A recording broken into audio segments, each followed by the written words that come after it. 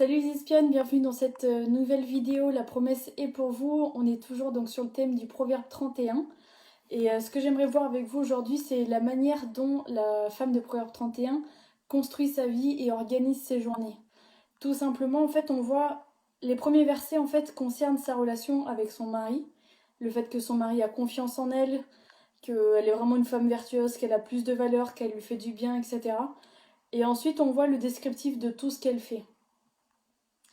Et donc on voit qu'elle se procure du lin, qu'elle travaille d'une main joyeuse, qu'elle est comme un navire marchand, qu'elle se lève lorsqu'il est encore nuit, qu'elle donne la nourriture à sa maison, qu'elle donne les tâches à ses servantes, à ceux qui travaillent dans la maison, qu'elle pense à des projets, qu'elle les acquiert, qu'elle les construit, qu'elle les met en place.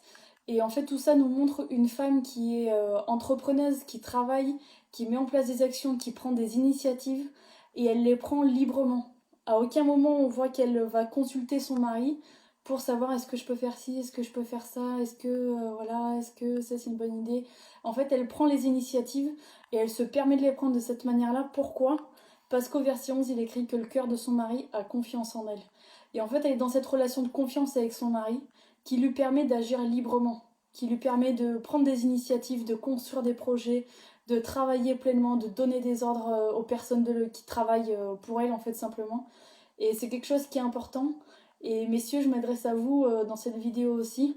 Laissez cette part de confiance et de liberté, entre guillemets, si je peux dire, à votre épouse, à votre femme, pour qu'elle puisse agir librement, qu'elle puisse construire des projets, qu'elle puisse avancer et qu'elle puisse voilà, faire le travail qu'elle doit faire simplement, sans avoir cette pression sur elle, de se dire ben, est-ce que je vais plaire mon mari en faisant ça? Est-ce que ça va marcher? Est-ce que débarrassez-la de toutes ces questions qui en réalité n'ont pas de sens parce qu'on ne doit pas chercher à plaire aux hommes, mais on doit chercher à plaire à Dieu en réalité. Et messieurs, le fait de donner cette confiance à votre femme, de la laisser libre d'agir, ça la débarrasse de cette question-là et ça lui permet d'être directement dirigée sur le fait de plaire à Dieu, d'avancer dans le royaume et d'accomplir aussi sa destinée.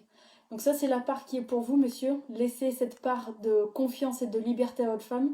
Et la part qui est pour nous, mesdames, c'est d'accepter cette confiance-là déjà, d'accepter que notre mari ait confiance en nous et qu'il ait confiance en nous pour les bonnes raisons, parce qu'on est capable d'agir, on est capable de faire.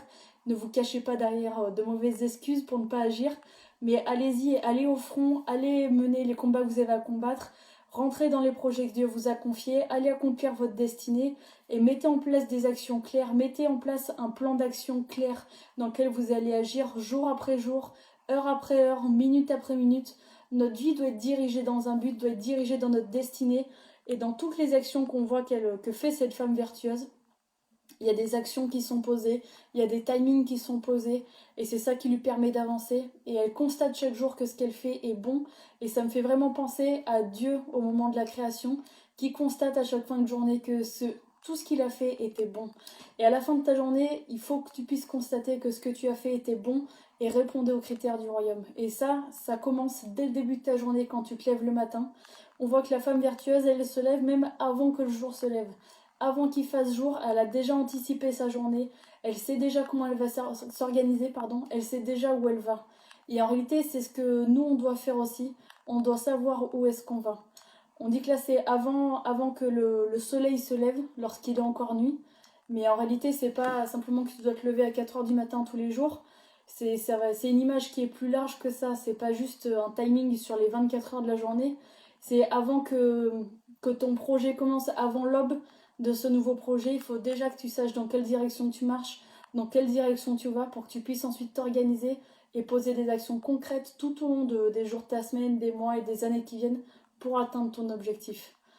Donc lève-toi lorsqu'il est encore nuit, prépare ton combat et rentre dans ta destinée pour vraiment accomplir ce à quoi Dieu t'appelle. On se retrouve demain pour la suite dans Proverbe 31.